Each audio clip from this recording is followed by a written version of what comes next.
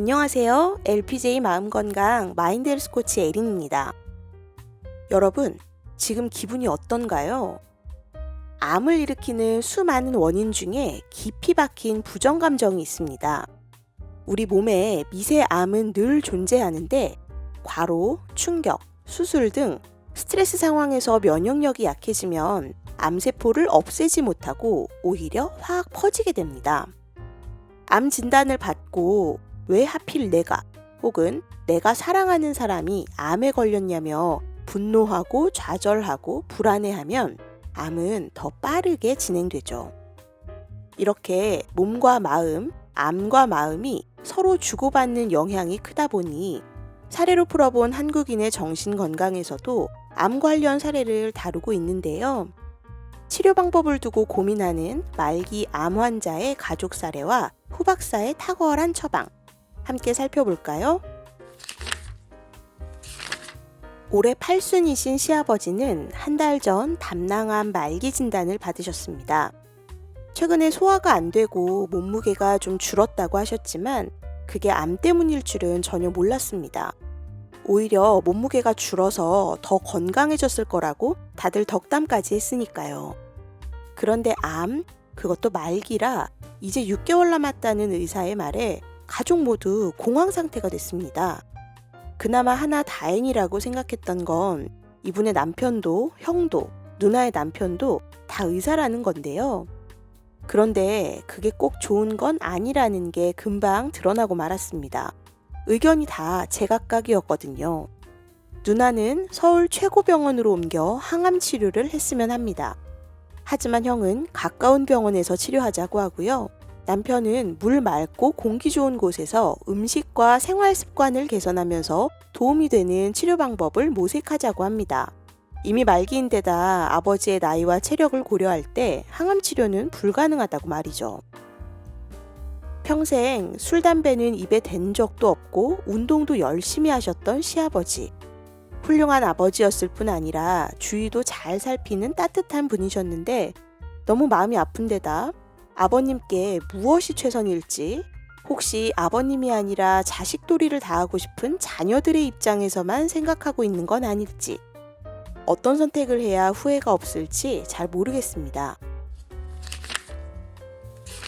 암은 전신질환이자 대사성 질환입니다. 대사성 질환이라는 건 고혈압이나 당뇨병처럼 생활 습관이 원인이라는 뜻입니다. 살충제, 제초제, 방부제, 인공조미료와 술, 담배, 미세먼지, 중금속 등 발암물질을 피하는 것뿐 아니라 탄수화물 위주의 칼로리가 높고 영양소는 낮은 음식이나 가공식품과 인스턴트 식품으로 영양 불균형이 되는 것도 피해야 합니다. 인슐린 수용체가 10배에서 100배까지 더 많은 암세포가 당분을 빨아들여 급성장하기 때문이죠. 혈관 신생 또한 암세포를 급성장시키는데요. 만성염증일 때 면역체계가 약해지면서 혈관 신생이 촉진되고요. 그러면 혈관이 영양을 공급해주면서 암세포가 급성장하게 되는 거죠. 그 외에도 몸이 산성일 때 또 저산소 환경일 때 암세포가 잘 자랍니다. 암세포가 1세제곱센티미터가 될 때까지는 5년에서 10년 정도 걸리는데요. 이때까지는 면역체계가 제거할 수 있기 때문에 아직 큰 문제는 아닙니다.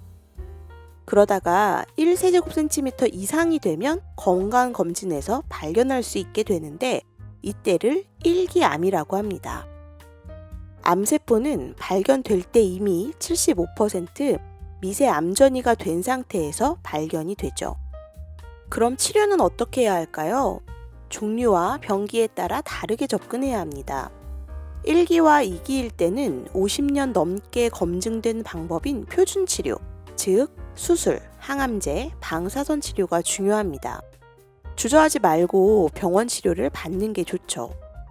이 항암제가 빠르게 자라는 세포를 공격하면서 머리카락, 점막, 골수세포에 치명적이고 위장장애와 무기력 같은 심각한 부작용을 일으키기는 합니다.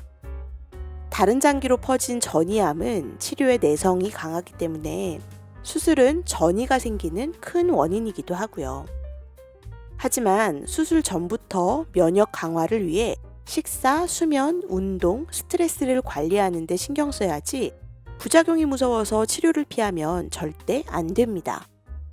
1기와 2기의 5년 생존율은 90%를 넘지만 그렇다고 방심할 수는 없죠.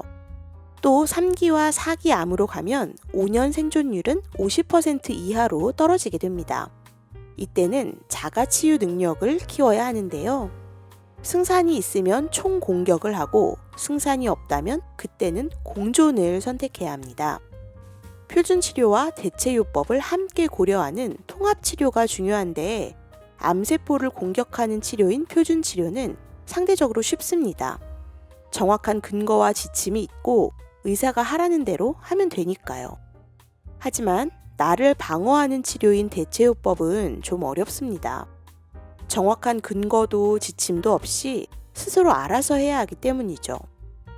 대체요법에는 온열치료, 고압산소치료, 면역 강화주사, 저용량 항암치료, 면역세포치료, 각종 보충제 등이 있는데 근거가 있는지 효과적인지 경제적인지 접근이 용이한지를 기준으로 선택하기를 권합니다. 그렇다면 치료 방법을 고민하는 말기암 환자의 가족에게 정신과 전문의 후박사가 전하는 탁월한 처방은 무엇일까요? 첫째, 당황하지 마세요. 호랑이에게 물려가도 정신만 차리면 살 수 있습니다. 반년 정도 남았다는 말에 속지 마세요. 5년에서 10년 동안 진행된 것이고 당장 급하게 치료해야 하는 건 아닙니다. 너무 서두르지 마세요. 끝날 때까지 끝난 게 아니니 주변 정리를 하는 게 좋겠다는 말에 속지 말고 반드시 낫는다고 믿으면 반은 이긴 거나 마찬가지니 포기하지 맙시다. 말기암은 못 고친다는 말에 속지 마세요. 고정관념을 버려야 합니다. 말기암도 나을 수 있습니다. 서울대 병원장이었던 한만청 교수는 말기암에서 살아남아 이렇게 말했습니다. 누구나 발현 안 된 암세포가 있다. 암과 싸우지 말고 친구가 되라. 둘째, 전략적으로 싸우세요. 적을 알고 나를 알면 지지 않습니다. 말기암의 5년 생존율은 처참하죠.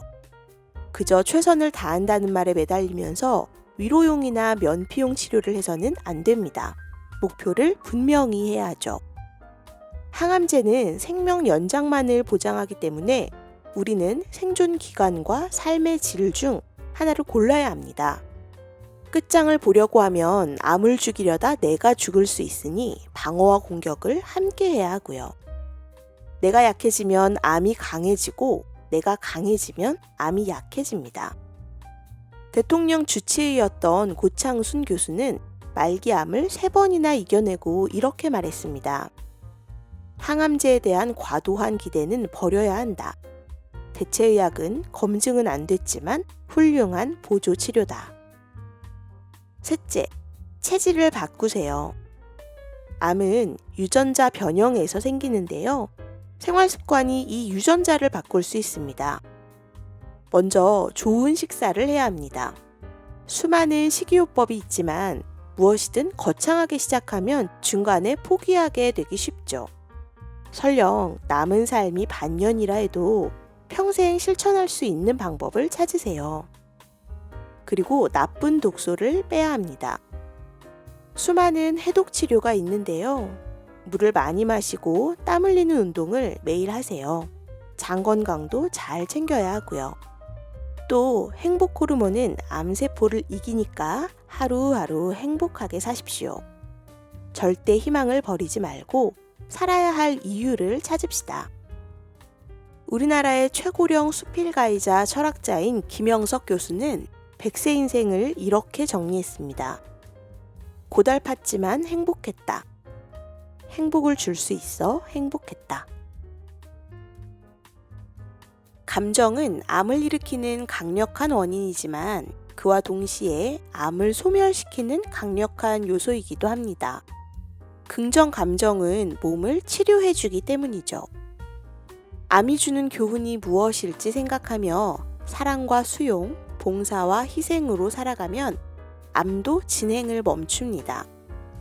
또 크게 울면 긴장이 완화되고 크게 웃으면 걱정이 사라집니다. 눈물에는 엔도르핀과 같은 물질이 들어있고 웃음은 면역 체계를 증진시키니까요. 물론 그게 말기암이 확실히 낫는다는 뜻은 아닙니다. 하지만 힘들고 절망스럽더라도 이대로 포기하면 안 된다는 것만은 확실하죠. 당황하지 말고 전략적으로 싸우고 체질을 바꾸세요. 소중한 시간 함께 울고 웃으며 의미 있게 채워가시길 응원합니다. 그럼 다음 영상에서 또 만나요.